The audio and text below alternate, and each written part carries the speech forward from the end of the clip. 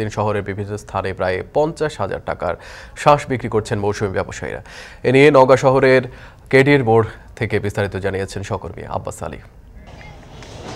জ্যৈষ্ঠ মাসকে বলা হয় মধু মাস, আর এই মধু মাসে দেশীয় বিভিন্ন ফল বাজারে উঠতে শুরু করেছে। আমি এখন অবস্থান করছি নওগাঁ শহরের কেডির মোড়ে। আমার পিছনে মৌসুমী তাল ব্যবসায়ী, তিনি তালের শ্বাস বিক্রি করছে। শুধু তিনি নয়, তার মতো এই শহরের বিভিন্ন মোড়ে মোড়ে প্রায় 50 থেকে 60 জন মৌসুমী তালের শ্বাস ব্যবসায়ী তাল বিক্রি করছেন। তারা যেমনটি বলছেন যে প্রতি এক হালি তালের শ্বাস বিক্রি হচ্ছে 20 টাকা। তালের শ্বাসে প্রচুর পরিমাণ পানি থাকে, যা শরীরের পানির ঘাটতি পূরণ করে।